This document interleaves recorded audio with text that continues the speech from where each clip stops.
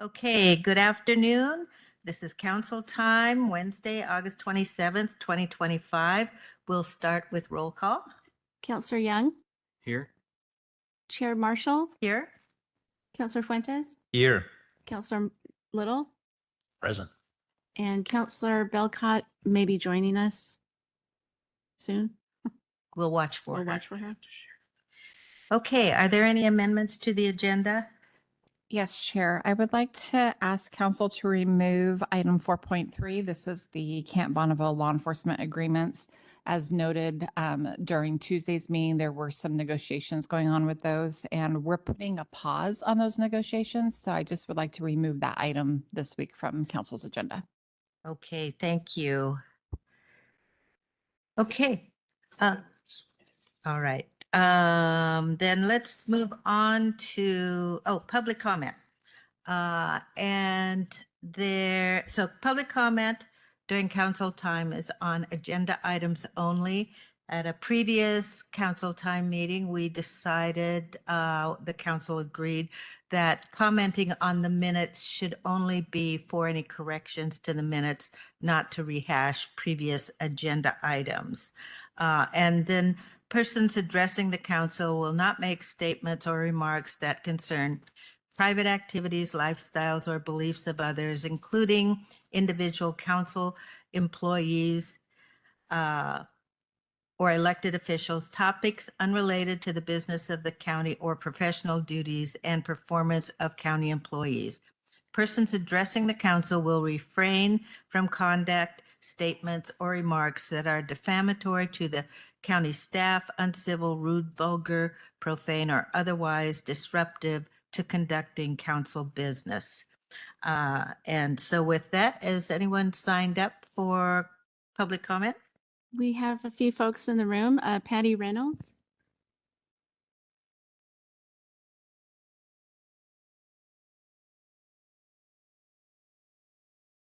I guess I'm speaking for clarification. I came all the way across the county to speak to item 4.3.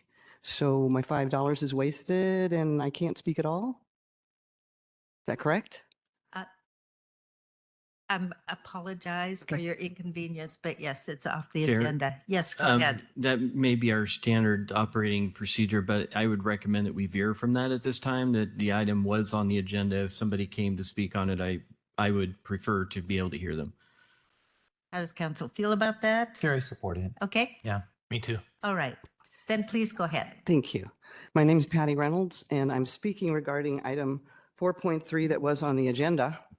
The actual content of the item had been hidden from the public, so I would ask that an email sent to council this AM regarding 4.3 be included as public testimony. Since the public's concerns regarding the FBI contract that was presented and denied last week are obviously fresh in the councilors' minds, without repeating, I think it easy to see that similar concerns exist regarding each of these presumed contracts. Are any of these agencies currently storing munitions on site? If so, are we just lucky that the FBI debacle hasn't been repeated, or has it and we haven't been told? Are the contracts clear on the non-usage of munitions and explosives? Contrary to Mr. Tyler's answer to the question about FBI storage in the future, the contract negotiated with the FBI included no such language. Is SWAT strictly a Southwest Washington law enforcement entity, or is this a backdoor attempt for the Oregon FBI to remain on site? The reuse plan, so frequently referred to by Public Works, offers no allowances for law enforcement activity beyond the firing range and buildings to be used for training. They seem to have expanded the definition of firing or shooting of small arms to include bomb detonation and storage of undisclosed weaponry. In fact, the reuse plan clearly states more than once that only if compatible with the community's reuses can a firing range be developed and maintained. The range usage restrictions agreed to with the sheriff's office is itself significantly outside the reuse plan. I finish with some actual quotes from section 4 of the reuse plan. Redevelopment will focus on the needs of the local Clark County community. The planning process for redevelopment will, whenever possible, be directed by representatives of the local community. Active and open communications with all parties involved in the reuse planning process will be fostered to result in an atmosphere with no surprises Yes, that's the word they used. I take it to mean transparency and fostering an environment of trust and truth. Reuse as proposed must be compatible with the infrastructure and rural nature of the area surrounding the camp. These statements within the reuse plan show an expectation that there will be positive and productive communication with the local community. There's never a mention of total exclusion of the community intimately connected with the camp. It's time to focus on historic cleanup, public safety, and community relations, and work to justify adding the safe, clean, and community-centric area of Camp Bonneville to the PROS plan. Thank you. Thank you. And Teresa Hardy?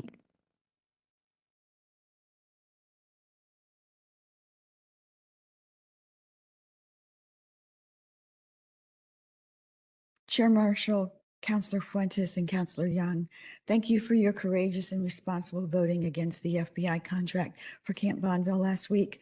We hope you will continue in the right direction by denying the ATF, the SWAT, and the Portland Bomb Squad future contract as well. Councillor Fuentes, you asked about the conservation conveyance, but were given an inadequate response by staff who pointed to the reuse plan. Here are the important points they failed to mention.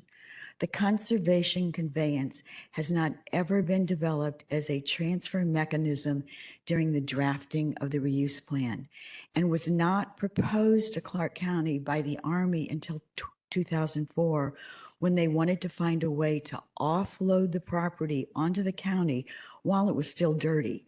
Section 7.1.6 of the reuse plan on transfer restrictions states clearly, as Patty has already said, that deed restrictions may be attached to the transfer of the property.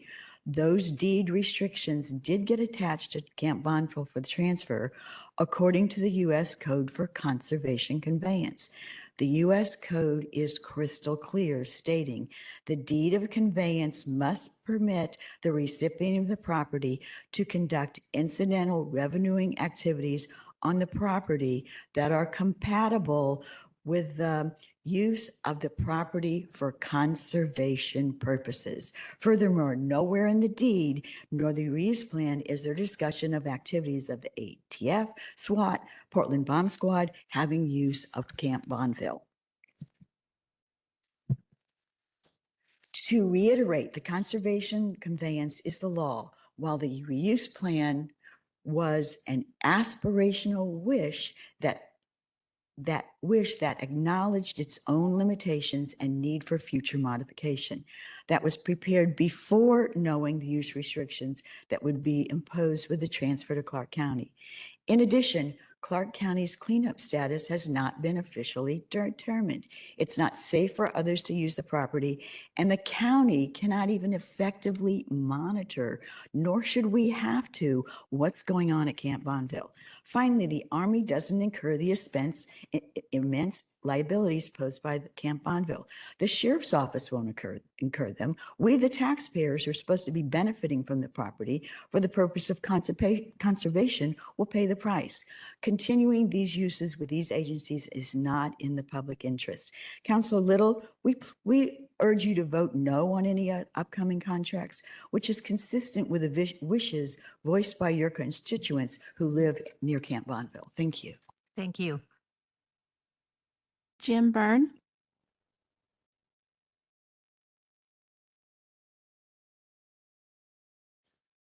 Thank you for the opportunity to speak today. I am Jim Byrne, and I want to talk about issue 4.3, which subsequently was pulled. Chair Marshall, Councilors Fuentes and Young, I want to thank you for your vote last week. It was really important. We're here today to discuss what I thought we were going to discuss was contracts regarding the sheriff, ATF, bomb squad, and others shooting at Camp Bonneville.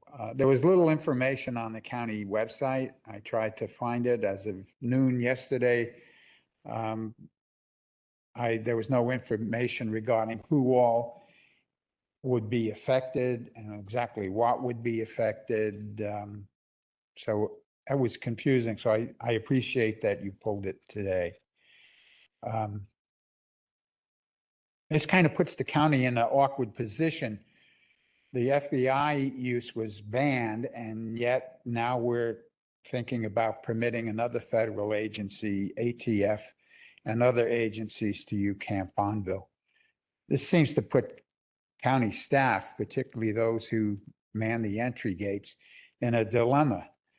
Do they let federal people on or off? It seems like an awkward spot to me. Camp Bonneville was given to the county under a natural resource conservation conveyance. Shooting has nothing to do with natural resources, doesn't help conservation. The cleanup on the count, the unexploded ordnance cleanup should be completed before we actually start using the resources of Camp Bonneville. And I don't believe that's completed in every area. The pros plan indicates the potential for a regional park. I'm advocating for that park without the shooting range. Do not act without complete information for the public. And finally, people will come to the regional park for the sounds of nature, not for the sounds of a battleground. Thank you very much. Thank you. And Chair, we don't have anybody else signed up. We do have a couple of people online. Caller, you've been unmuted on our end. Please unmute yourself and go ahead with your comments. And please state your name for the record. Hi, Wendy Cleveland, Sierra Club. Can you hear me? Yes, we can. Thank you. So I am wondering where we stand, and I believe this is what Teresa was referring to in her comments with our BRAC agreement, which stands for Base Realignment and Closure. The process, how does that, if we do have an agreement, which I would assume we'd have to, how does that align with the current use and conservation conveyance? I've heard, and I'm not sure, I've been trying to verify this and I haven't found it. You can't, if there's been a BRAC agreement, you can't continue to use the classroom. And I know that our sheriff department was doing that. And I know we're not here to talk about the sheriff department, but we are here to talk about, you know, the future contracts we have. And the FBI had a contract. Do we know where the funds that they were paying for usage went? I thought they went through the sheriff's department, but I'm wondering if we have any answers, if that was looked into, where those funds for the usage went. I'm wondering where we're at with the unexploded ordinances cleanup and why we would continue to use the money we've been given from the military as part of being able to use it as, you know, conservation land. Why would we do that if we're just going to bury more unexploded munitions or even exploded munitions on the grounds by the ATF or whoever's wanting to do that? If we're allowing more that would need to be cleaned up, why are we continuing to clean it up? If it's a natural resources conservation conveyance, how does that align with the BRAC agreement to start with for a decommissioned base? I'm wondering where the transparency in this entire thing is, and it truly does seem to the public, those of us who are paying attention, the people that live around it, when you get rid of community action groups, advisory groups that live right there and are seeing everything that are going on, and they get shut down for reasons that are really unverifiable. It feels like you're deliberately trying to hide what is going on. And I'm not speaking to the council in particular, but maybe the county staff working on it. I'd like the council to look into this. I would like the council's promise that they're going to look into all of these things that do not align with what we've been told. This belongs to the county. It belongs to the taxpayers, this land now. And we want to know what's really going on. We want your transparency. Thank you. Thank you. I believe we have one more caller. Caller, you've been set a request to unmute yourself. Please do so. State your name for the record and go ahead with your comments. Kimberly Goheen, Elbin. Well, thank you for serving the people's rights to speak on the current agenda, Mr. Young. Thank you very much. As unelected Kathleen Otto pulled it, like when those people speak, 1,000 people are behind each person. So we don't want government in our open spaces or our parks, but yet all of our public services such as that, and Camp Bonneville included, are involved in such a, I call it a money racket, you can call it what you want, of hard-earned tax dollars being used for big government and all the groups that the government has, of which, let me remind people, cities and county councils are a corporation. They are to make money. That's their number one duty, and except for public safety and public resources, keeping them open. So we want to keep all of our parks and everything open. We want Camp Bonneville cleaned up. We'd like to visit that place again. Being pro Second Amendment, we need a place to be able to discharge our weapons so that we can be able to shoot.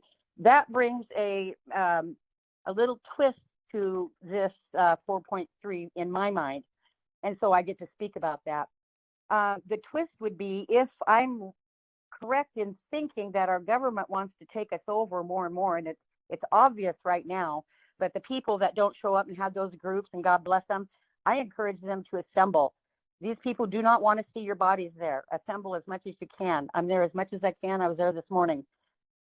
With that said, the government is getting bigger and bigger. So why wouldn't they want Camp Bonneville to store their weaponry or this and that? Why wouldn't they want control over this county? Take a look at all the other counties or around all these sanctuary counties and states such as we are. See, that's the issue right there, right? So we've been under Democratic rule for 18 years, for God's sake. But that's not an issue of Republican or Democrat. What it is government's taking over. They want that weaponry there. They want to do this. And yes, it looks like it wasn't transparent to we the people. When will we wake up that this is not the only one? This is not the only issue. There's plenty of issues. I want to, if Kathleen Otto can pull something out, I want to put something in. I want a no growth 5-year overlay over Clark County, Washington. And on today's agenda will be a comp plan. You'll be talking about that, and it directly relates to the overgrowth that I want. So we want to do this, but guess what, folks? We have to do it as we the people. We have to realize there's a discrepancy here. Our elected officials are now a corporation. And you need to understand that when Sue Marshall, and it's on record right now, and it's right here in the minutes or on the agenda, she has allowed it or not allowed us to speak on those. Okay, your time is up. One more. Caller, you've been sent a request to unmute yourself. Please go ahead and do so and state your name for the record and go ahead with your comments.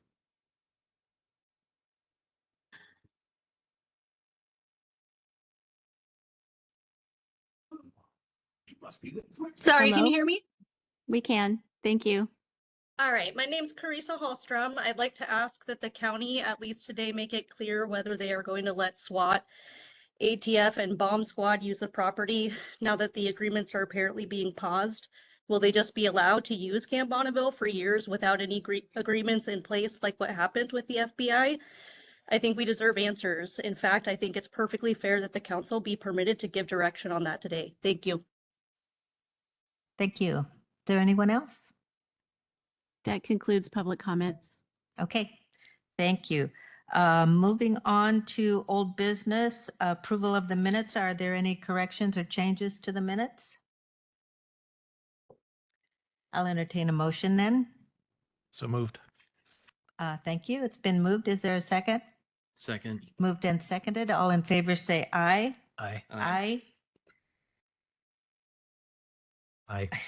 Thank you. 4.2, Lumen Fidelis 1406 funds contract. Jordan, go ahead.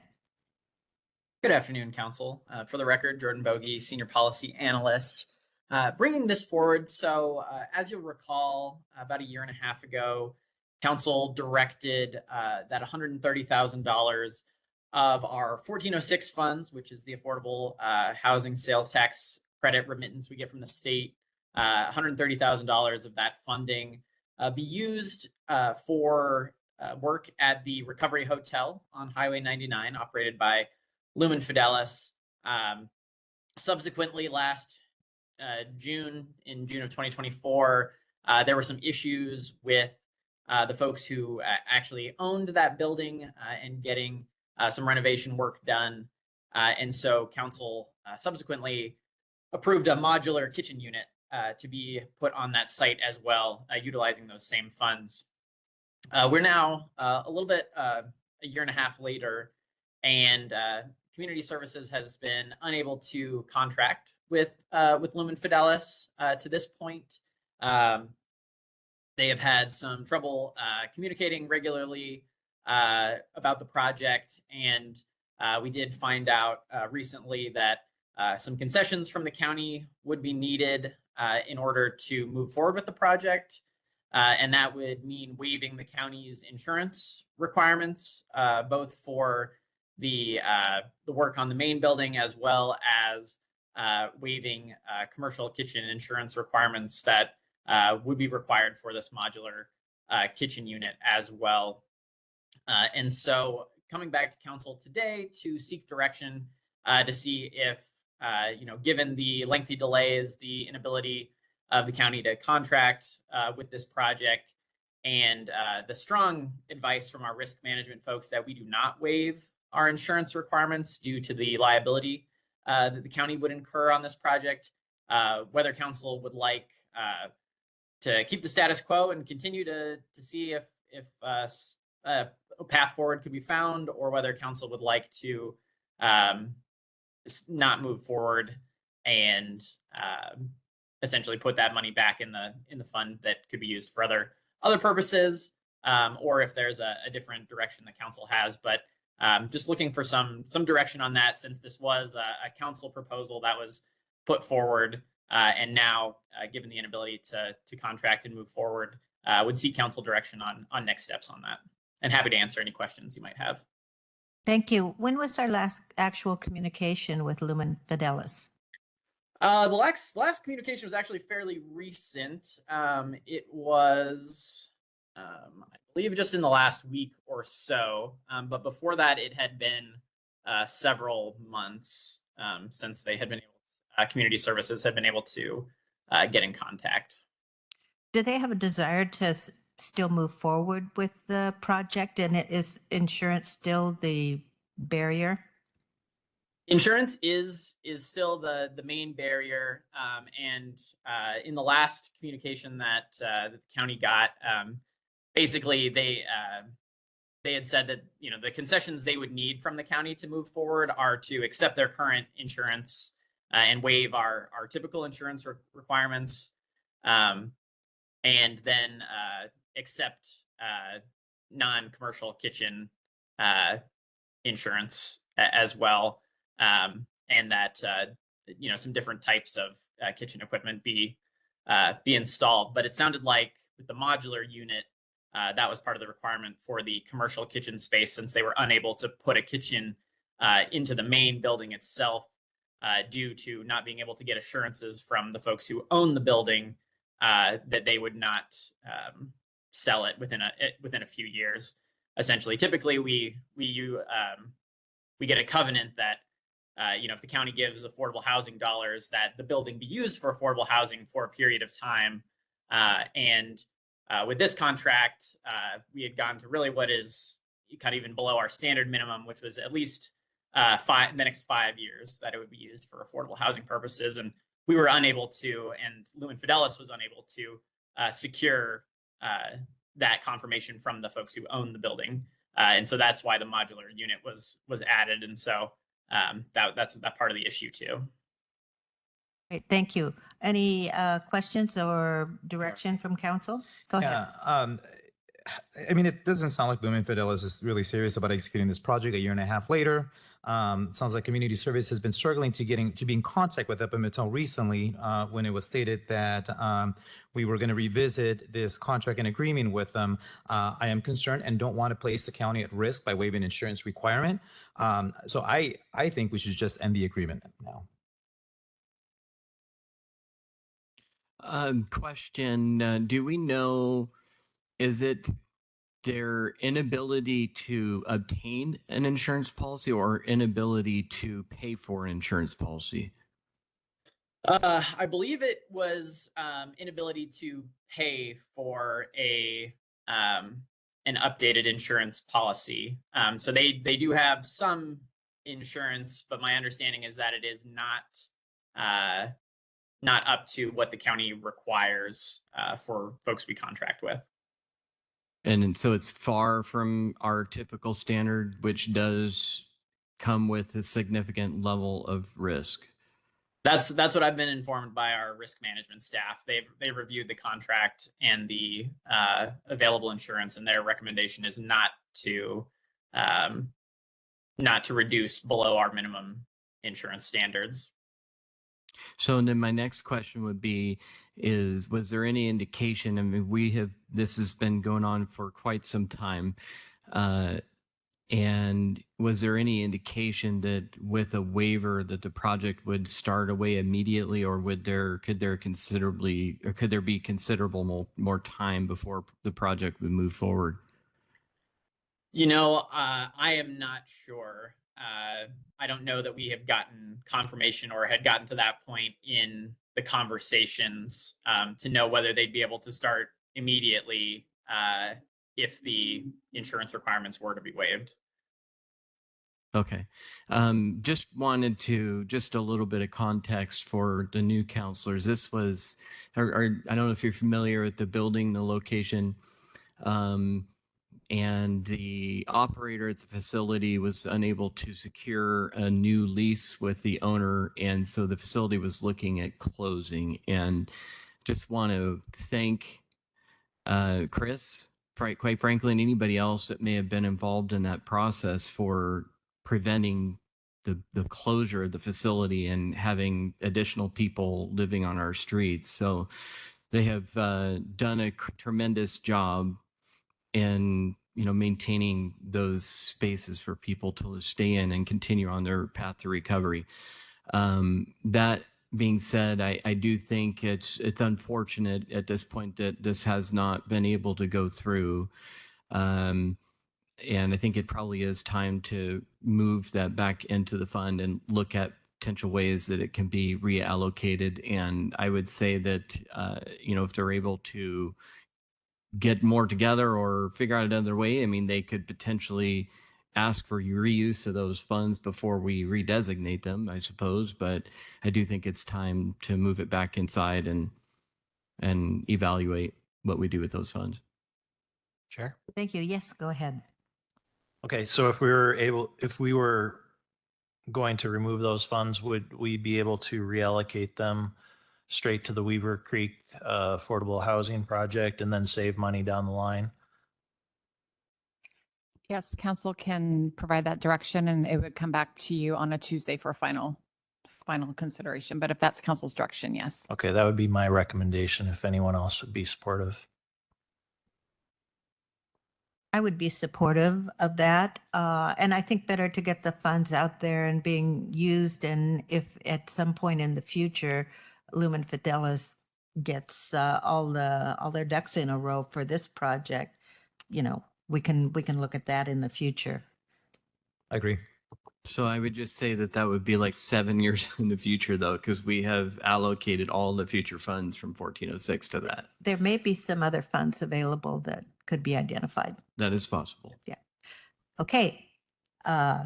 Great. Thank you. Yeah, I think there's thumbs up to all around on that But one. I did So, see majority thumbs up to reallocate as well to Weaver Creek. Okay, we'll bring that back on Tuesday. Okay, meeting. great. Thank you for that. And before we move on, I did mean to ask you about Camp Bonneville and the law enforcement agreements. When do you expect that might come back to the council? Probably in 2 to 3 weeks. Council doesn't meet next week, and we've got a full schedule the following week, so it would probably be the week after that. Great, thanks. And everything will be posted in advance so the public can see Yes, those and documents. if I can, I didn't post anything today because it was simply asking council if you wanted to have staff continue negotiating these contracts. But just due to some internal discussions, I thought it was better that I just said, we're going to pause on those negotiations and bring them back. So that's why nothing was posted with documents, because we're in negotiations and we don't share negotiation documents. So there may not be negotiating documents. Correct. When There will this not. comes back Yeah, around, there will not be. Yes. Okay. That's correct. Great, thanks. It's good for the public to hear that. Okay, that brings us to 4.4, agenda for joint work session with the city. It's related to the comp plan. This is something that came up some months ago before we had decided about the agricultural land study. And so Kathleen, I know you've had some communications with the city. So, and I thought it would be worthwhile for this council, if this is a work session that we're calling with the cities, what you all's expectations might be. So Yes, Go so ahead. just for historical reference, so the City of La Center and Ridgefield asked council for a joint work session. I'm going to read from their letter of what the work session will provide is an opportunity for our jurisdictions to finally engage directly in assuring the scope of work for the resource land study meets our shared needs, as well as facilitating required coordination between our elected leaders to ensure our plans are consistent with each other. So and I know we have talked about this historically as well, but the scope of work for the resource land study that's identified in the WACs. The resource land study has begun. Council did approve a contract for that. At that time, council did ask me to reach out to all the cities to invite them to a joint work session. Most of them responded that they're more than happy to join. They're probably going to bring 1 to 2 of their elected body, including Ridgefield. It'll only be probably their mayor and mayor pro tem. So I think the city of La Center, I didn't hear back from them if it's going to be their entire council. I also asked if they had agenda items that they would like to discuss. Haven't really received any. I did send an email last week to Ridgefield, Steve Stewart, and also Mayor Strobin, just to let them know we're having this discussion today. And I just want to note that the mayor, he's out of town right now, but he may have a suggested agenda item that we can bring back to you as well.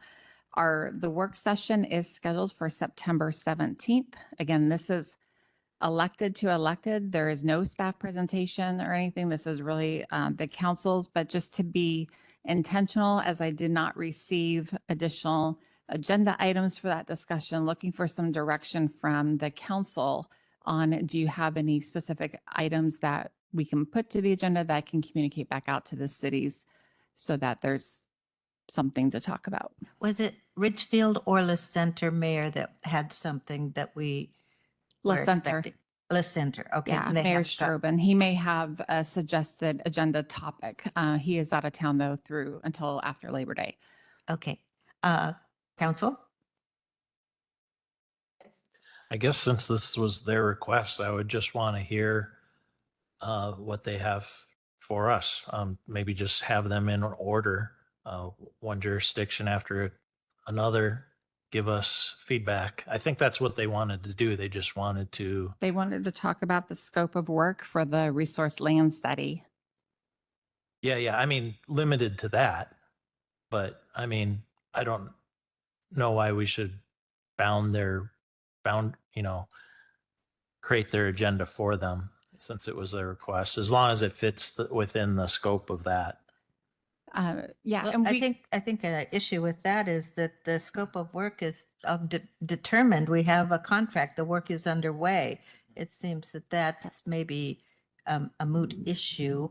They may have issues with the GMA generally. I think those issues exist, and I'm not sure that we have the ability to resolve some of those issues. But just related to the ag study, that just seems like that's already well underway. Chair? I do agree with the scope of work is already predetermined. It's already done. I mean, there's no way of going back to that and evaluating that anyway.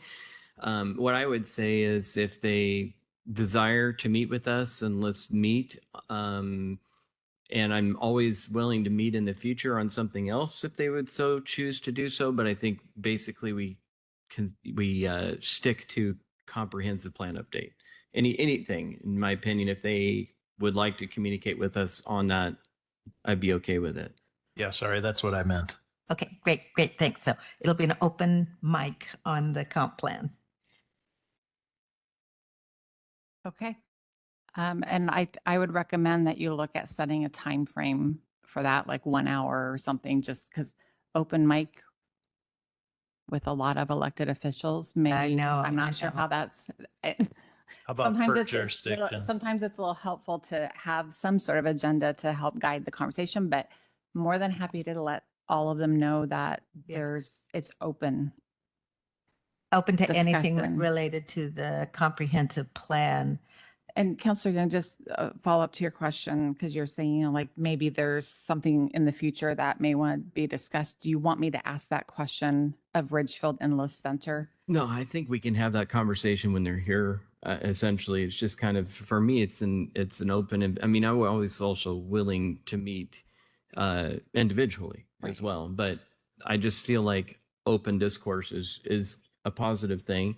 And we can talk about that during the meeting. I don't think you need to specifically say that.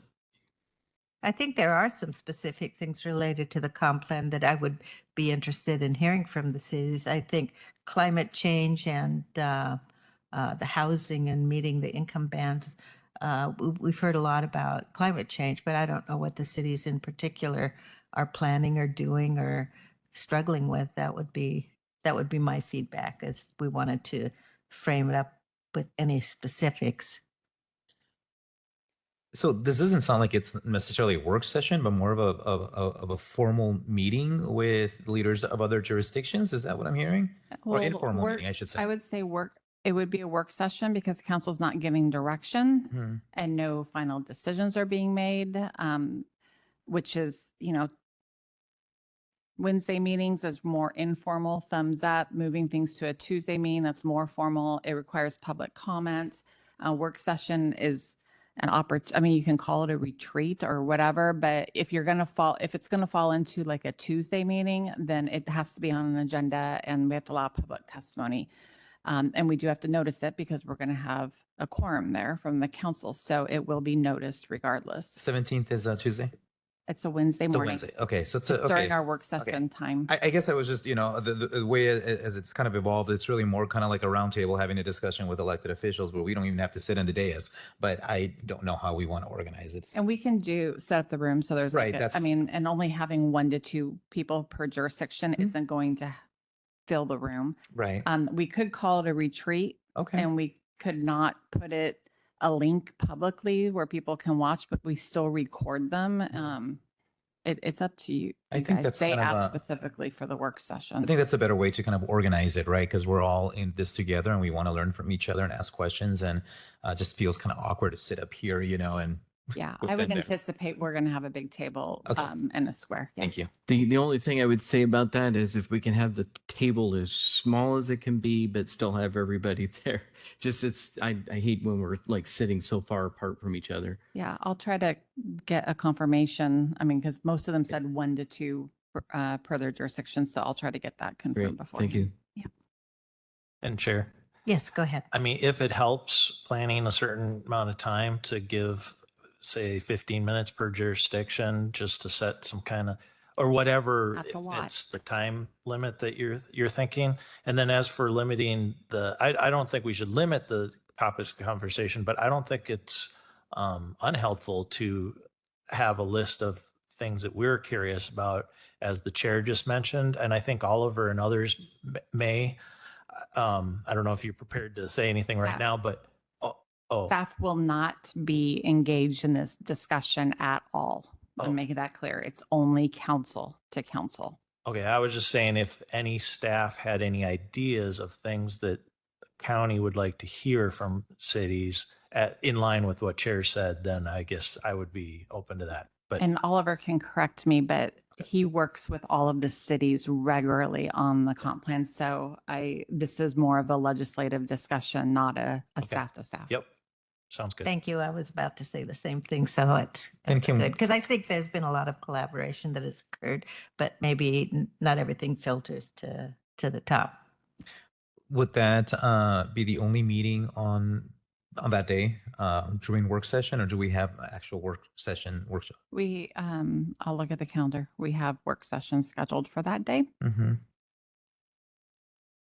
Okay, so we have this, and actually we have the SEPA process, and this is a follow-up to the power line discussion. So staff will be coming and talking about the SEPA process. How long is the SEPA work session? Do you know approximately?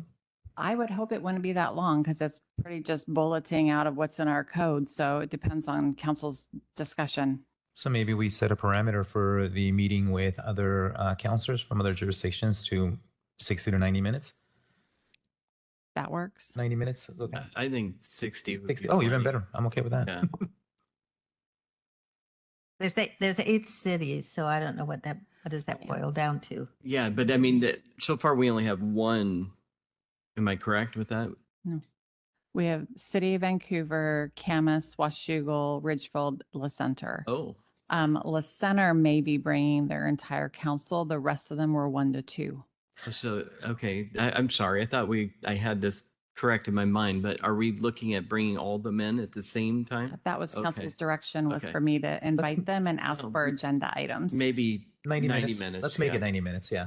Yeah. So I'll make It's- that clear to them so that they know they need to manage their time on discussions. Chair, do you have a different? I would still lean to the 60 minutes personally, but We can communicate. We hope to keep it within 60 minutes, but of course, if it goes longer, well, and if an entire council comes, I think there's 7 on La the Center. center. so I'm hearing 60 minutes. Knowing we never stick to any timeline. Well, I think that's a good point. 90 minutes, Chair. I think that at maximum, an hour and a half. All right. We don't have to use up the entire 90 minutes. If we end early, then Let's keep that in mind. Yeah. Can Okay, we so, have coffee? We'll see how you do.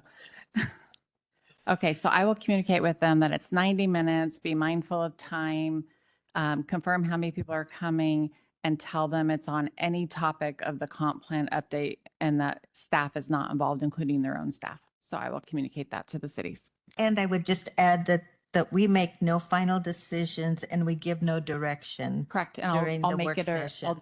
I can do it as a retreat. So it's a little bit different. So it's more informal. More informal probably is good. Okay. I will communicate that. Thank you.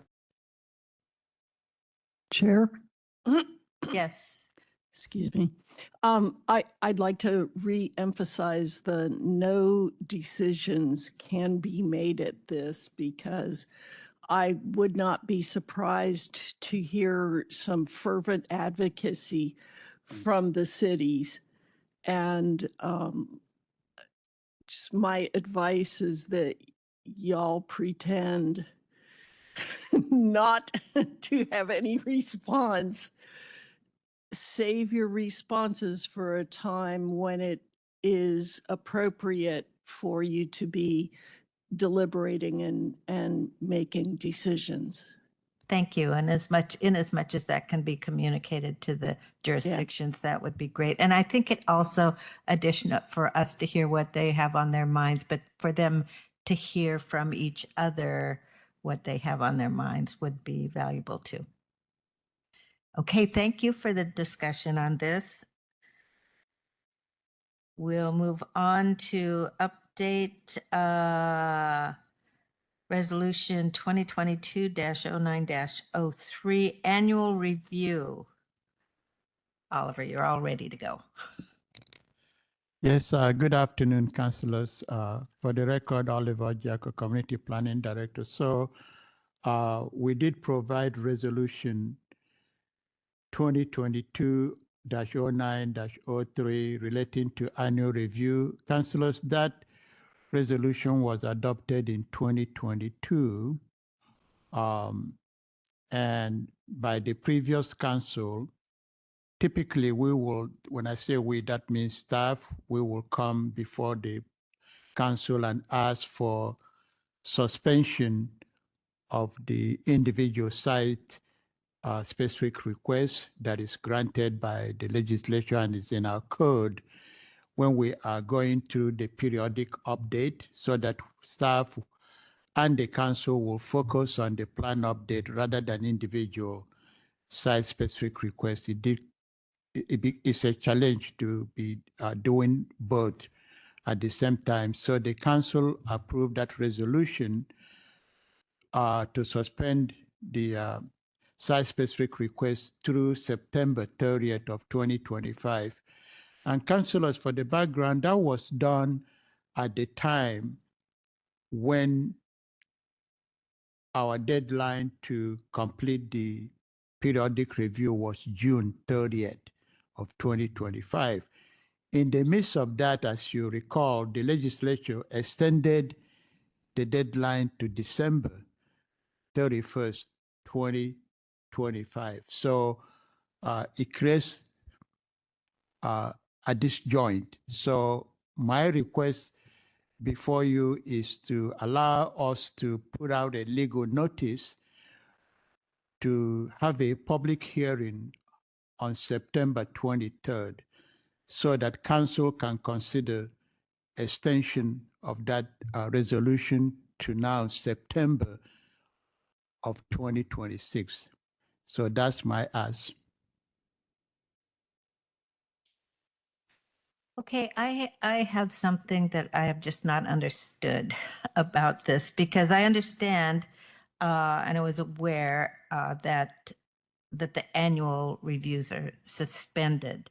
What I don't understand is how we got so many site-specific requests that seem to me should have gone through an annual review process, so that the difficulty is really, it's in your lap right now, all those site-specific requests and the comp plan. So I don't know from this resolution, how did we get into this spot? That's a good question, Councillor and Chair. I agree with you that when you read the resolution, there was nothing in that that says accept site-specific requests. But it was a policy decision by the previous council that we do, and we were accepting site-specific requests, but at a point we put out a deadline up to I believe March 15th of 2024. I can't remember the exact date, but I know it was in March, to give us the opportunity to know how many, and then to be able to see what the council wants to do with those. And I believe the council at the time made a decision that they be studied. That was what happened. But there wasn't anything specific in the resolution that allow it. If you read the intent of the resolution, it was a policy decision by the previous council. And I believe when we came back with the two meetings we have with council, you reiterated that they be studied with the exception of requests for forest and mineral lands. That was the direction of council. That was the direction, but because it wasn't in the Resolution itself. Chris, go ahead. Thank you, Chair. The reason for this resolution is set forth in RCW 36 70A 130 sub 2 sub A.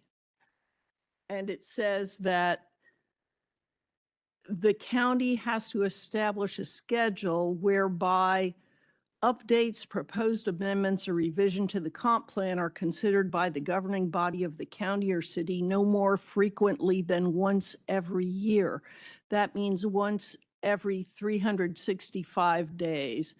So the reason for this resolution was so that we would not get sideways with that law, because otherwise we would have had annual reviews up to, we thought we thought that the comp plan was going to be done in June, which means that you can't have an annual review within a year of that on June of either side. So that's how this was written. It did not, as Oliver said, address or purport to address the submission of site-specific requests. Rather, that was a totally separate set of discussions and decisions made by the prior council. Does that not conflict with the RCW that you just cited? No. If the county is revising its comprehensive plan in the periodic review and update, that's what it's doing. And that could include 6,000 site-specific requests, as well as a new chapter on climate change and a new chapter on housing and whatever other changes are required. But the county can only do that once in a 365-day period. So after this comp plan update is completed, there's a year before y'all can make any more comp plan amendments. And there was a year before that. Turns out we were operating under mistaken assumptions about when that comp plan window, year before, a year after, would occur. And I think that working with those assumptions is why planning is before you today, because they need to be, the calendar, the window needs to be reestablished. Thank you. I can agree with that. Any other comments?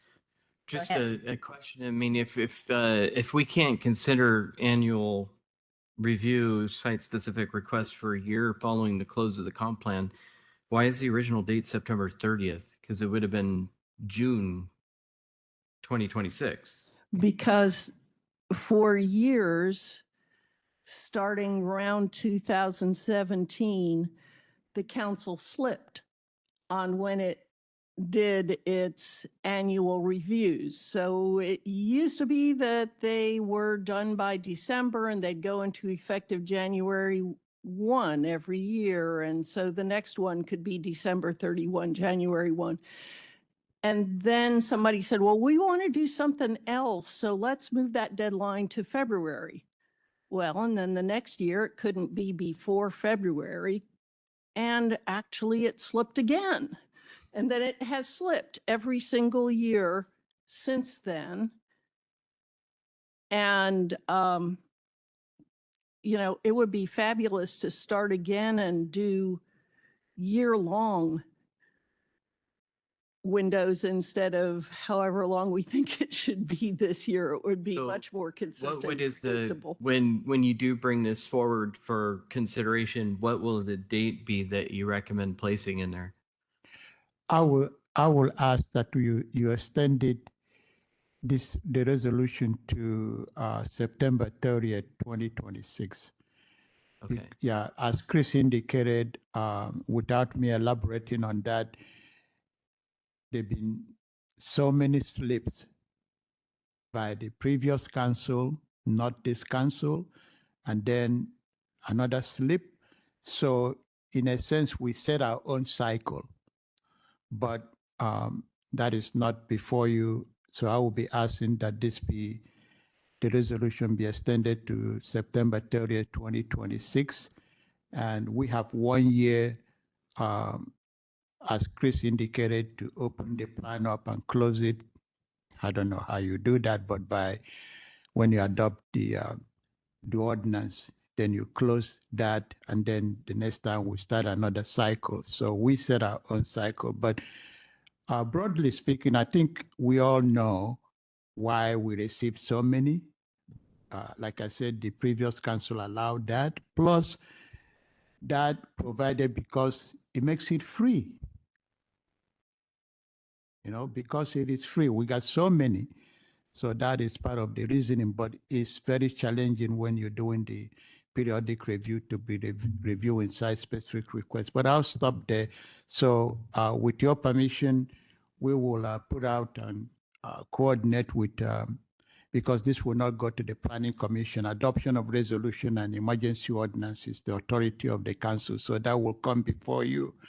So we'll have ample time to put out a legal notice in the newspaper of record for a public hearing on September 23rd. I don't know what's going to happen. You may hear from, this will give the council opportunity to hear from the public. You may get folks who may say, no, don't do it. But we have already put a stop since then when we have that deadline. So additional 1 year, I think we will all be, I think the county and the public will be acceptable to that because of the conflict. Because as you know, very soon we'll be putting out the DEIS, wide accept site-specific requests, and we will be talking about the preferred plan very soon. So let's focus on that. Thank you very much. Chair, just real quick. Yes, go ahead. And I very much support this. This is the right path forward. But I'm just trying to understand a little bit better. So like the date, September 2026, so that won't be a full year following adoption. So is it that you anticipate applications coming in, but we can't adopt any changes for a year? Is that what it is? You can't adopt any changes for a year until a year from when you adopt the previous changes. So Correct. I assume that what's going to happen in September of 26 is that people will be able to submit their applications But they can't be to approved. planning, Okay. but you all cannot act on them Okay. until a year after the periodic review and update is adopted and in effect. Okay. Yep. Thank you. Yep. Chair. Yes, go ahead. Just wanted to thank you both for helping us stay on top of these things. And understand. Yeah, thank you, councilors. I have just one more question. If we are deemed to be out of compliance for some reason, does that change the schedule? If we needed to have an approved, adopted, it won't change that. Okay. No, great. it doesn't. We will be focusing on the reason for the appeal, but the code provides for Great. this provision. Okay, thank you. So I think that's thumbs up all around. Thank you. Thank you.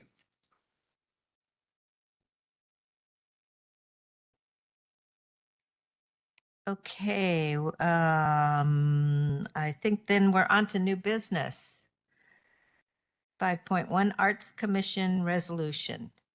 Yes, so our Arts Commission would like to use our plaza in front of the building, including using the county's electricity for a festival coming up towards the end of September. A few years ago, they also used our plaza. We do not have an active agreement with them. We did work with our auditor's office and to make sure that we are doing things legally, meaning making sure that we're not providing gift of public funds.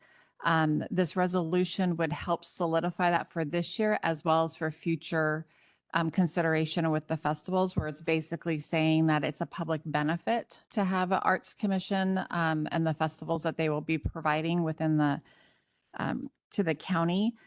We did draft a resolution. I did look at resolutions that were on MRC's website that have been vetted and used in other jurisdictions.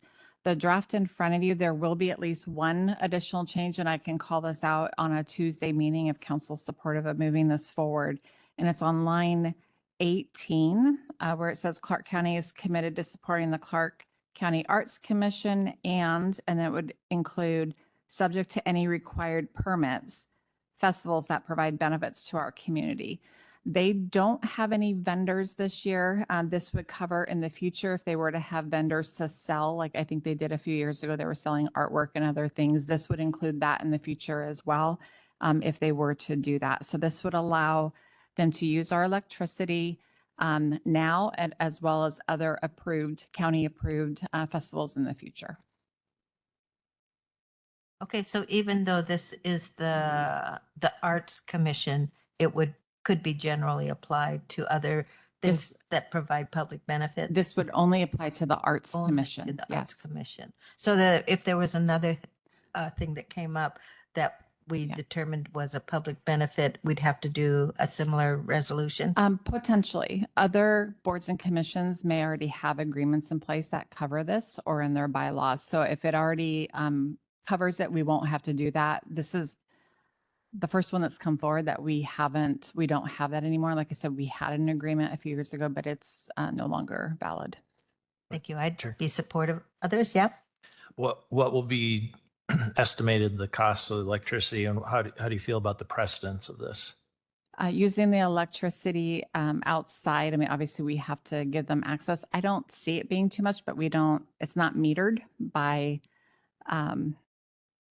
that like different outlets out there. And this is a music festival that they're looking at doing. So it's really going to be the performer that's using the electricity. This is not including like our washrooms because it's on a weekend and we don't open up our building on the weekends for any of our boards and commissions to like have the public use our washrooms over the weekend. So I do see it as a minimal cost. We might have to, evaluate like staff time. If staff has to be down here a certain time, just, that could add to the cost, but I think the electricity would be minimal. Sure. Yes, go ahead. I was just gonna say, I mean, the cost is absolutely minuscule. I mean, I plug my EV in at 50 amps, 240 volts, and it costs me like $40 a month. So one night of electricity on 110 is going to be virtually nothing. But and I appreciate moving forward with this. And I think we ought to, though, consider pretty much any event that we authorize out there, because quite frankly, I would much prefer them use the county electricity than burning fuel to run a generator out there. So I think there's a public benefit to that in and of itself to consider. But we'll see as things move forward. I don't know all the activities that we have, and something to look at. Okay, any other comments? No, just a really quick question. Do we host a lot of events? We don't, right? I don't think I've ever seen one. No, we, before COVID, we had our own little farmers market out there that we worked with a local neighborhood, but they actually came before council and we had a resolution. But no, it's very rare that we have anything going on our plaza. Okay, any other comments? Are there thumbs up on this? Thumbs up Thank you. all You'll see around. this on a Tuesday. Thank you. Great, thank you. Okay, moving on to councilor reports. Okay, no reports. Oh, Chair, just one real quick one. All right. Yes. You were trying to close before Was. I could push my button. I It saw was that. Indeed. No, just a real quick update. The Accessible Community Advisory Committee met yesterday, had a very good discussion. We had Mike from Public, he does a dual role, I think Public Works. He's in 2 departments, I think, right? Isn't he? Are you talking about Mike Lewis? Yeah, no, Mike. Mike Salas.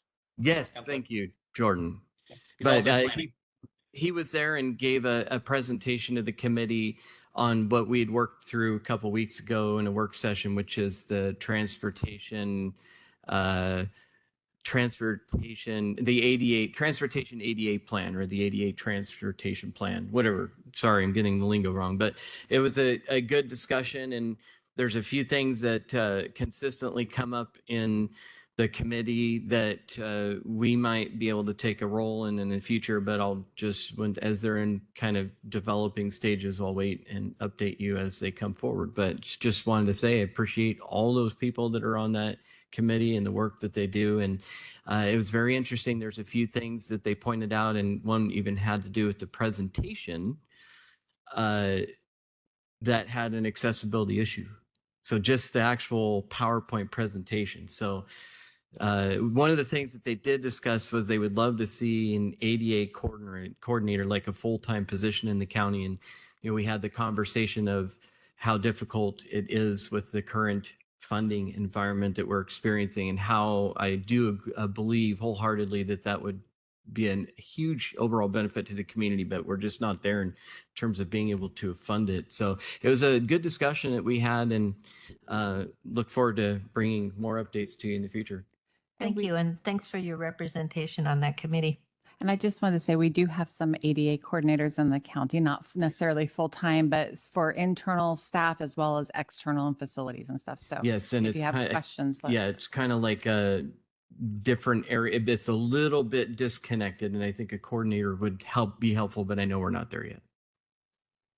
Chair. I see we have another council. Yeah, I thought of one, especially since we have folks in our audience that care about our forests. And we've been making comments about the timber sales in North County. There is an update. The Public Lands Commissioner did recently make a decision to protect some legacy forests, and I have not read the agreement thoroughly yet. And Jordan has more than I think the people in the audience know a little bit more than I do, but it seems to have excluded the forests that we care about in our county. And I'm a little bit concerned about that, because we've been very communicative with the Public Lands Commissioner about focusing on our older growth forests. So Jordan, do you have any other updates on that decision? Yes, I can give you a little bit of an update. I actually had a quick phone call in between our work sessions and council time with Sarah Ogden, who's the trust outreach specialist with DNR. And she's let me know. So the commissioner's announcement protects a little over 100,000 acres statewide of these structurally complex protects. There are about 100,000, a little over, of these structurally complex forests. The commissioner's announcement protects about 77,000 acres. So there is about 30,000 acres that are not being protected. And the goal was to protect as much of the structurally complex forests as they can, while also still trying to meet their dual mandate of providing revenue for trust beneficiaries. And as Councillor Little said, that means that the currently slated sales are still projected to move forward. So that's turnover and dendrophobia, and another sale that I'm not remembering off the top of my head, that are currently slated to go, still likely are planned to go because of their desire to make all of the junior taxing districts whole. So, Battleground School District, the county fire districts. And so that's something to consider, and for council to continue to have conversations with DNR. I know on the 12th, during the Trust Lands tour, they are planning on having a fuller conversation about how the policy is getting rolled out, and then opportunities for the county to work together with DNR in the future to collaborate around protecting our forest lands. And so still more to come. That the announcement was just yesterday afternoon, and I will share that out with council, the email that the Commissioner of Public Lands sent out, and I'll continue to maintain contact with DNR staff. And I'll also send along, they provided a mapping tool, so you can kind of see what areas in the Suisun block, which is where most of these timber sales that we've been talking about lately have been happening, how much is currently being protected, and then the expansion of that, which is going to be a few thousand acres, I think, in Clark County directly. But it does not include all of the timberland in the county that we might consider more structurally complex, including some of the sales that have already gone through the SEPA process. So there's more to come on that, but that's kind of the update of what I know just in the last 16 or 18 hours. Okay, yeah, thank you. Just to clarify that, you think that the two timber sales are in that 30,000 or so acres that have been excluded from the 100,000 that were identified as structurally complex, or do you think that they've been identified as not even qualifying for that 100,000, that definite, whatever the definition of structurally complex? I think based on my quick conversation with Sarah, it sounded like they meet the definition of more structurally complex, but are not within that 77,000 acres that are getting protected. It sounds like those sales will be moving forward, and it also sounded like the turnover timber sale area is going to be one of the spots that council visits on the trust land tour. Okay, more to discuss, I guess. Thank you for bringing that up. I am curious, we've been singled out with this other thing that you brought out, and I haven't had a chance to review the map, but I mean, are we looking at kind of another lack of equity here in terms of where they've determined to preserve various forests? It's too early for me to definitively say one way or another, but I will say that having done a very initial sort of cursory scan of the map of the areas that they're looking to protect, it doesn't strike me that Clark County is being singled out for not protecting particular forests or anything like that. It basically, if you look at the map, and I'll share that along to you all, but basically, you can see the areas that are currently designated for habitat protection that have already been set aside, and most of the structurally complex forests they sort of like ring those areas that are already protected. So it's almost like just expanding the areas for conservation purposes. At least that's kind of what the maps had looked like on my initial scan, and it looked like that was kind of the case statewide. So you kind of essentially all the places where you've got, for either habitat or conservation purposes, the forest set aside, those areas are just getting bigger and increasing. So I didn't necessarily see the county getting singled out, but more review does need to happen. It's still very initial on the scan. Okay, thank you, and thank you for keeping a close eye on this for us. Yeah. And in line with what Councilor Young pointed out, it feels to me that there is an equity issue here. If the state did indeed recognize those two timber sales in our county as structurally complex and worthy of potentially being protected, yet they were excluded among this 23,000 or whatever acres. And I'm guessing that we're one of the very few counties that is advocating very clearly that we want to try to retain those forests. I would think that we are being excluded, and it is an equity issue. So I'm looking forward to discussing this more. I'm hoping that we can get this direct conversation with the Public Lands Commissioner again to discuss this, because clearly we're interested. So disappointing. Well, and I would be interested in what quantifiable determinants were in excluding some and keeping some in. I mean, there must be some criteria that they used. It'd be good to know what that is. Okay, so more to talk about related to that. Okay, any other counselor reports? Okay, moving on. Work session request, Public Works Park Fee Program update and fund recovery plan.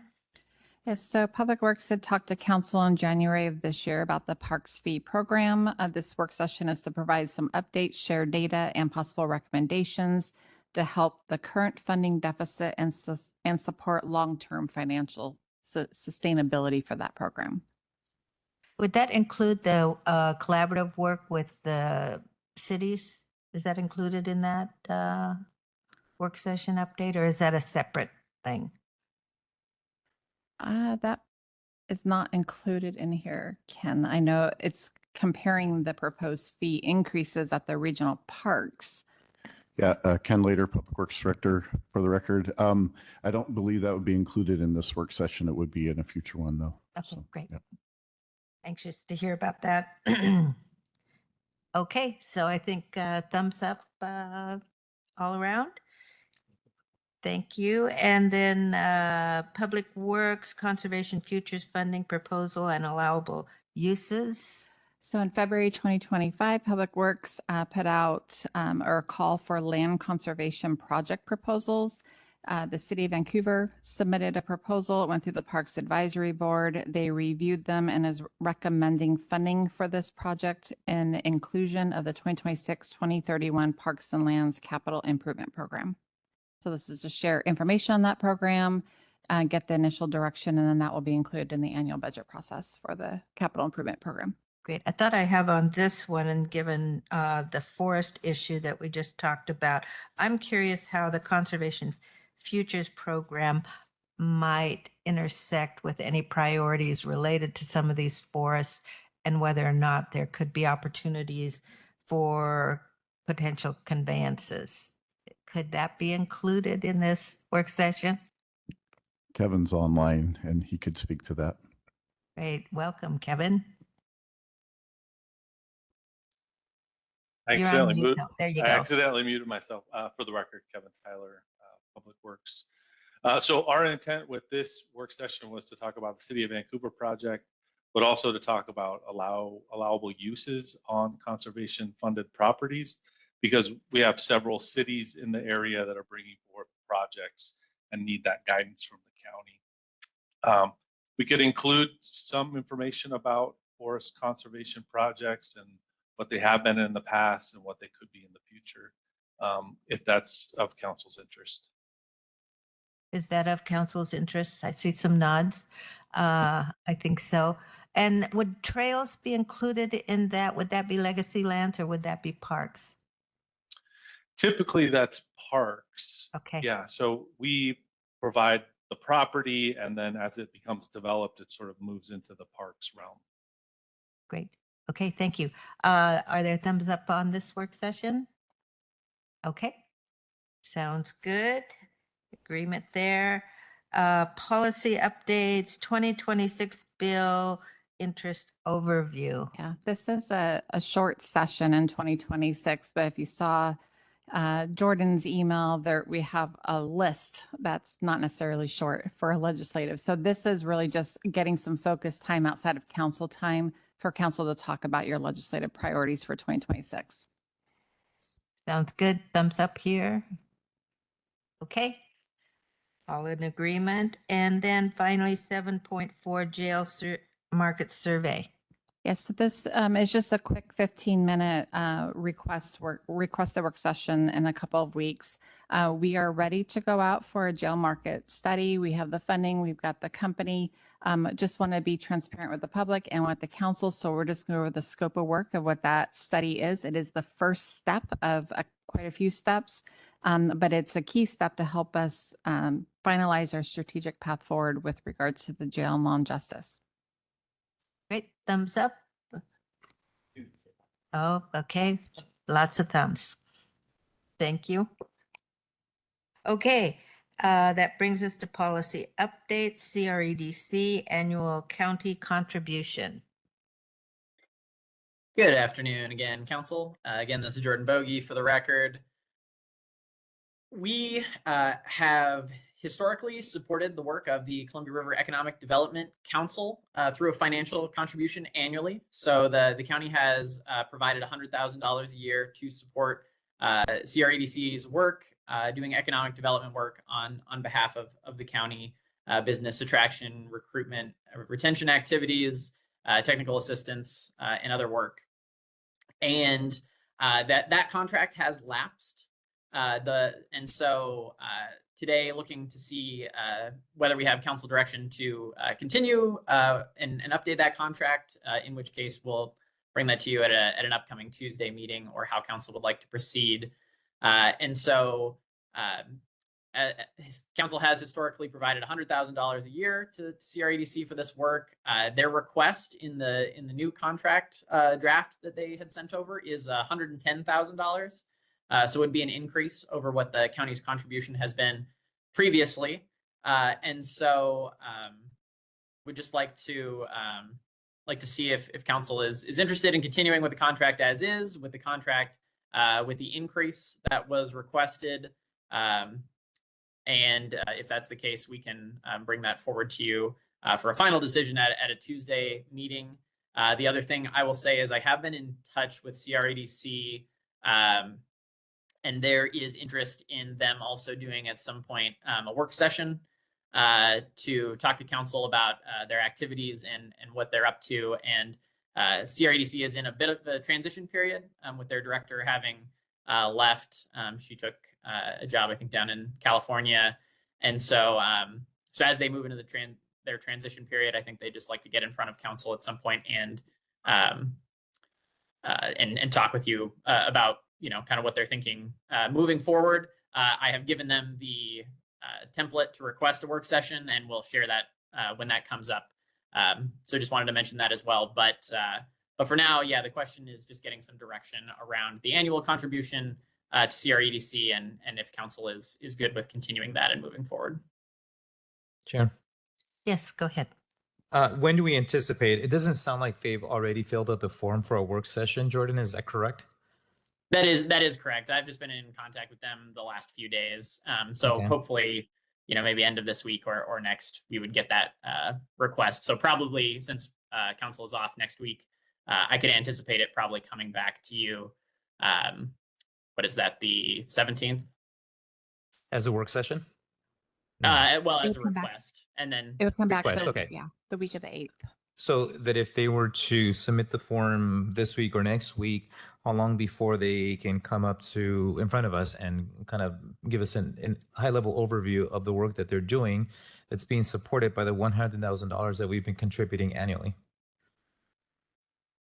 I'd have to work with Rebecca and Michelle and Kathleen to look at our calendar and find a time that works for council and CREDC. How soon do we have to make the decision to make the contribution? I don't know. This has already lapsed for a bit of time. The contract lapsed at the end of 2025. And so it's timely in the sense that there has been a bit of a gap. But also, if we need a month or two or council would like to have the work session before making a final determination, I'm sure that we can let them know that and move forward as quick as we can on that process. I would encourage this council to support waiting until we have a work session before you make that decision so that we can better understand the value that they're bringing to this county and the contributions that we're making. And they're asking for $110,000, which I understand inflation, cost of everything's going up. Sure. Yes, go ahead. Yeah, thank you for that, Councilor Fuentes. I agree. Some of the questions I'm curious if you know, Net, right now is how have we always contributed funding to them? How long have we contributed 100,000? What percent of their budget would be 110,000? What would that represent? And then what are the public benefits to Clark County and whether they measure to approximately 110,000? Do we have any of those answers now, or that would be good to explore? We've been paying 100,000 for at least 5+ years since I've been here. It's been 100,000.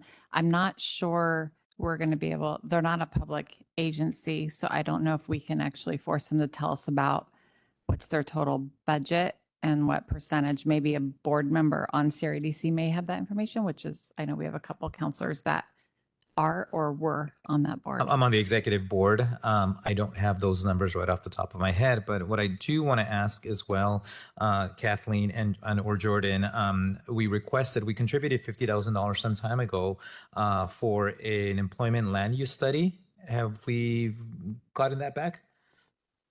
We have not. We've not gotten that back yet, but I did reach out about that recently. And I did get an email back on Tuesday from a staffer at CREDC.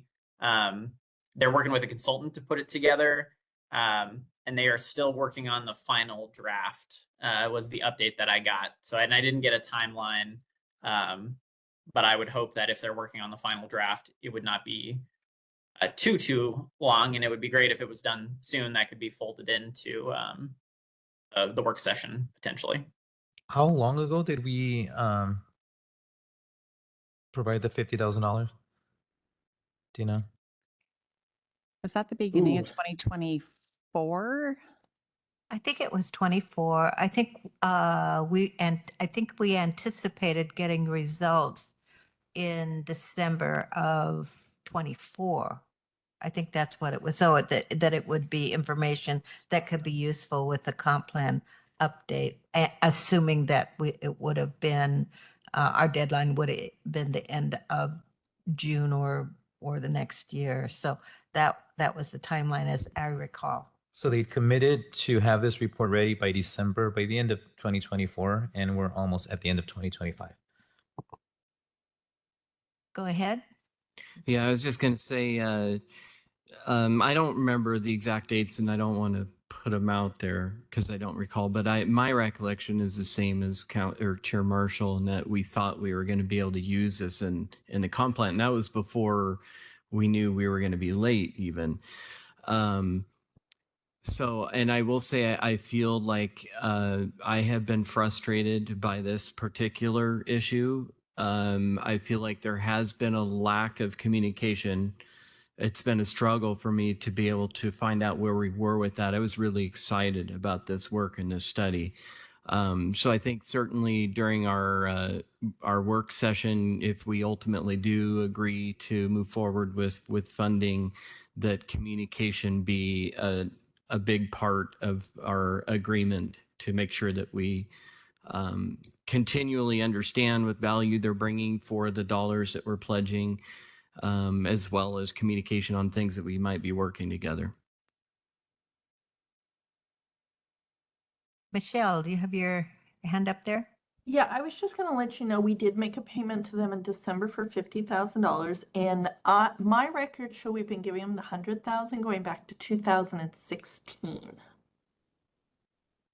Okay, thank you for that. I also just want to clear on the 50,000 that we provided them recently. It was approved by council months before. We just didn't know if it was a match for a grant. And so they didn't know that they had gotten that grant, which is why there's a delay in payment. And that was several months delay with the uncertainty of getting that grant, which they did receive. Right. That's correct. And I think new wrinkles that have come up related to the comp plan and land use is the ag study. And I know there was a directive to include the railroad and potential along the railroad for jobs, which CREDC agreed to include. So it'll be a piece of information, but I believe it'll need to be balanced with the ag study and, everything else that's going on with the comp plan.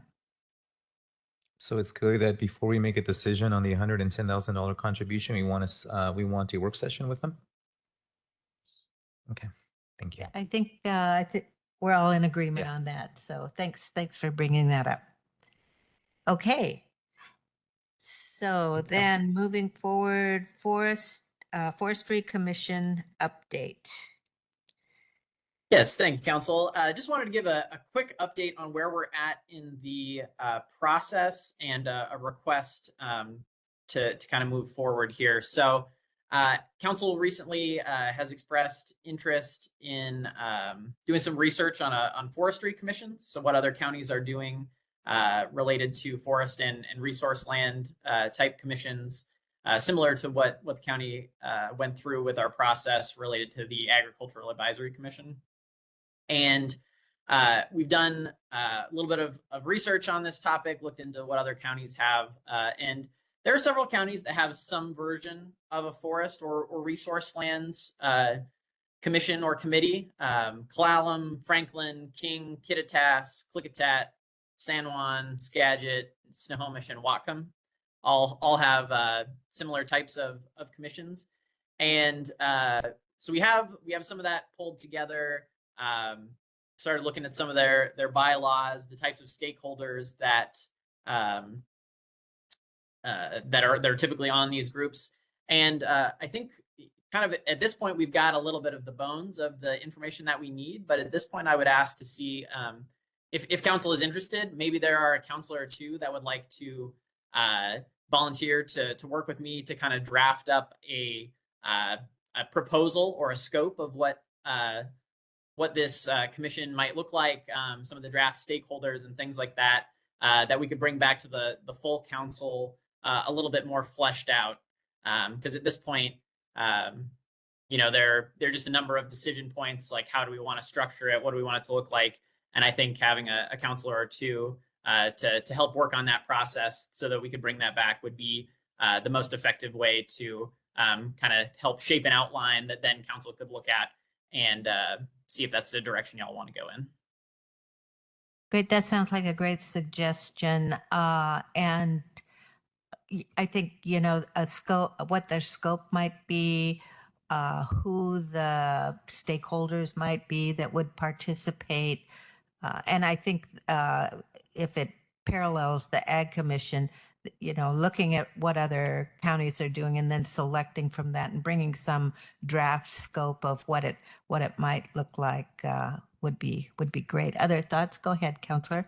Yeah, I would be happy to volunteer to help out with that. And I'd love to make it as broad-based as possible, focus more on more issues, covering as many resource land issues as possible.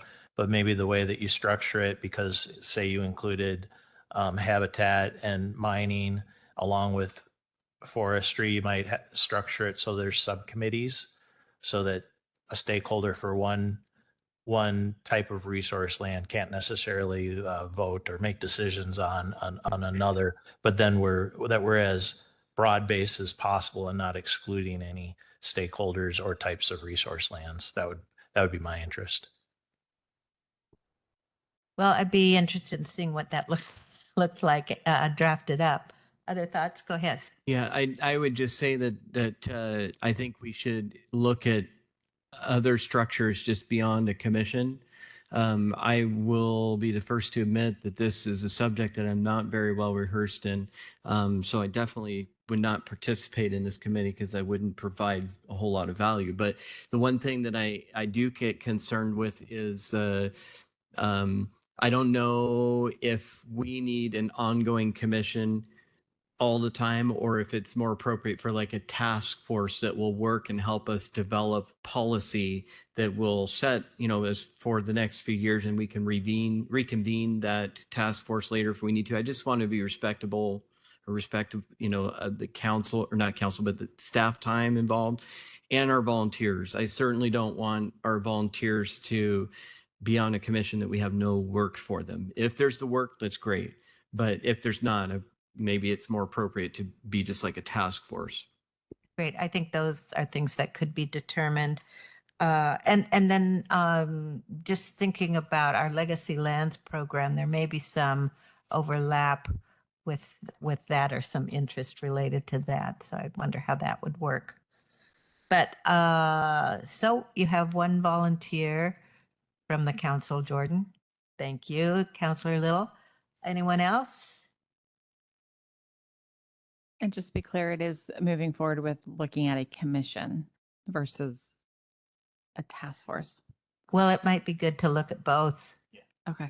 Yeah, that I wasn't saying any which direction, but just not to only consider a commission. Yeah. I think we're in early stages of scoping this out. So let's do it a little bit broadly before we narrow things down. Great. Thank you all. Okay. Executive sessions.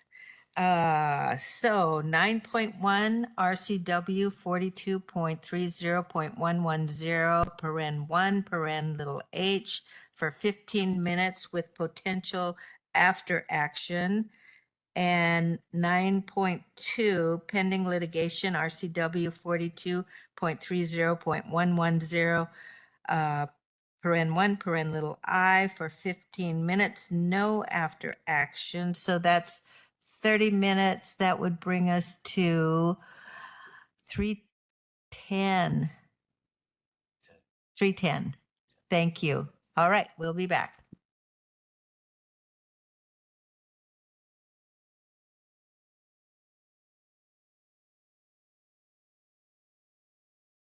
Okay, council is back from our executive session, and there is some after action. And just by way of explanation, there are 2 open judge positions, and the council will be interviewing for those positions. We have 8 applicants, and at this time, I take nominations for, and we would need at least 3 of us agreeing with that nomination to proceed to the interview. So are there any nominations? Chair, Yes. I'd like to nominate Erin Elizabeth Priest, current Commissioner for Collier County District Court, for an interview. Okay. Are there others who would support that? I would support that. Yep. Okay, we have 4 in support of that. Thank you. Are Sure. there, Yeah. yes, go ahead. I'd like to nominate Leslie Lopez. Leslie Lopez. Okay, are there others that are in agreement with that? Yes, I see 4. Okay, are there other nominations? Yes, please go ahead. I'd like to nominate Colin Hayes. Colin Hayes. Okay. Are there 3 or 4 thumbs up? Yep, there's 4. Okay, thank you very much. Any other nominations? Would you like to nominate anybody? I would nominate Greg Cheney. Okay, support. Thumbs up. Okay. Any other nominations? I'd like to nominate Brian Busby. Okay, thumbs up from me. Others? Okay, we've got 3 on that one. And other nominations? We have 5 now that we've agreed to. Are there others? I would nominate Megan Payton. Megan Payton. I'll give a thumbs up for that one. Okay, are there any other nominations for interviews? Would someone like to move that we close nominations? Chair, I move to close nominations for District Court judicial appointments. Any, is there a second? I'll second. All in favor in closing nominations for interviews for the judge positions, say aye. Aye. Aye. Okay, so we have our list. It is Priest, Busby, Cheney, Payton, Lopez, and Hayes. Is that 6? 6 interviews. So thank you very much. We concluded the business of the council, and without objection, the meeting is adjourned.